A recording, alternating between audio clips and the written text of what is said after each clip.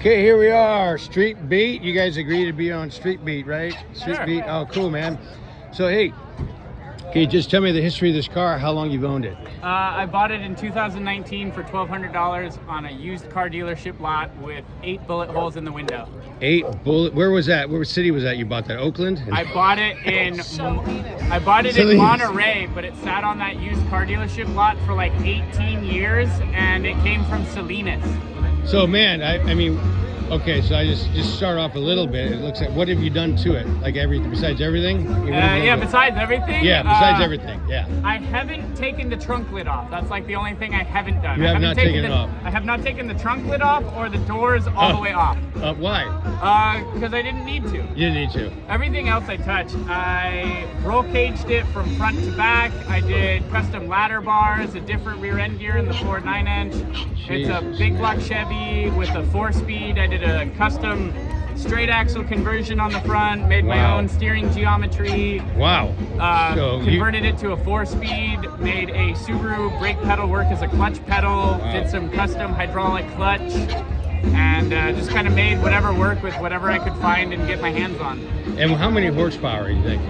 Neighborhood of 600. 600, which that's pretty darn nice. It scoots. But so what engine did it have in it before you got to it?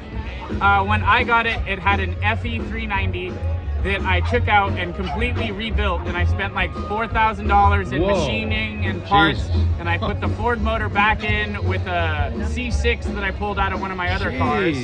And then in the first build, I had a Ford motor, Ford transmission. It was an automatic. I had it on airbags and wire wheels, and it would like hop and drag rocker on the ground. And then when that motor seized and blew up, I took it to my brother's shop in Shasta and spent 7 weeks turning it into this. And then on the last day, we loaded it on a trailer and drove 18 hours straight to Arizona, and we went drag racing in Tucson. I was just going to ask you, man, it's a racer, you race it. Now, so you've raced it besides, Tucson, right? We go to a big event in Tucson every year. Like, that's kind of like the thing that we do. What's like some of the, so how many races would you say you've been in with this car? I've gotten maybe like 15 laps on a track, but it's that way. You're not, so you have drag raced it.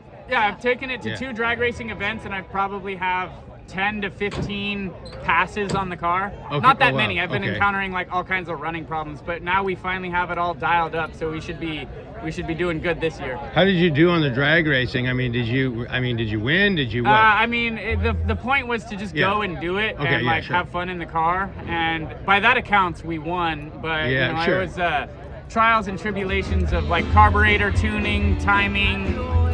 So there's some mechanical stuff that you were... I scrambled to get the car built in 7 weeks, had no tuning, barely drove it like 100 feet before loading it on a trailer, and then was like, we're going racing, and had no clue what I was doing. So many different incarnations with this thing. Yeah. Who did all the lettering and stuff? I did. You did it right on, man. I bought a pen from the store, and before I could even a pen? You mean like a Sharpie? No, like a big, it's a wide, it's like a 2-inch wide chisel tip paint pen. Okay. I bought them from a store, and when I got home, I didn't even make it inside the house before I started like just writing this thing on the side of the car. And what does it say? It says Hoppy-licious? It says the Hoop-delicious Thunderburden. Whoopie-licious. And holy man. So what's your goal with this car? I mean, what's your next thing you want to do with it? More racing or what? More racing. The next thing is we're going to cut the whole trunk lid out, and we're going to make it a fastback. Oh, no shit. You're going to cut the roof down to a fastback. So it's going to give it... I already chopped I took 3 inches out of the roof and welded it back on shorter, and we're going to cut the trunk lid out and graft a fastback onto it so it goes fastback to the trunk instead of the notch. So are you going to get a fastback like lid, or are you going to do a fastback modification? I'm going to make my own custom fastback out of like round rod and sheet metal. And I'm going to like make a big custom plexiglass wraparound rear window to make it look like a Boat Tail Riviera. So the way it is now, with all the cool, different incarnations with this car. Yep. Are you going to have like, so when you do the fastback, will you do like ever do a custom paint job? Or are you going to keep it rough like this? Ultimately, I dream of painting it, but because of how special how it looks is, I kind of just have to leave it. Yeah, and what a price to paint cars. I mean, holy crap! Unless I mean, you do it I do all yourself. my own work, You so, can do like- it. You can do it yourself. Yeah, I do all my own fabrication. I do all my own motor building. I Wow. do all my own body work. As much as this doesn't show it, I can. Cool. This was just too much of a story to tell as it is. Man, I'll tell you what, this thing just totally stands out. You got all these gleaming, glossy, polished cars, and this thing's just like the cool rat, right? There's a lot of sparkly paint, and then all the guys from Roadkill and everyone who's worked on the car, Everyone signed the car on the other side. Oh, so, like, really? it's a big adventure. I'll check that out, brother. Let's say, so obviously mechanical background, how long you been wrenching on cars? How long you been wrenching? Since you were Well, like what? 12, 13 years, 12? but I've been Okay. dreaming since I was a little kid. So, so as a kid, did you tinker with cars? Did your dad? Did you have a family member? My dad had a bunch of cars. I never got to work on any, but I played with like Legos and model cars, and every model car that I was given, I took it apart into a million pieces Wow. and put it back together. So you obviously have a knack. Yeah. And you just started doing it, and you learn as you It's go. more of You just learn as I you had a go. dream, and all I do is like follow that at whatever expense it costs. Cool. Last thing, you guys get personal. You guys are a couple. You're together. No, that's my mom. That's your, oh my gosh, man!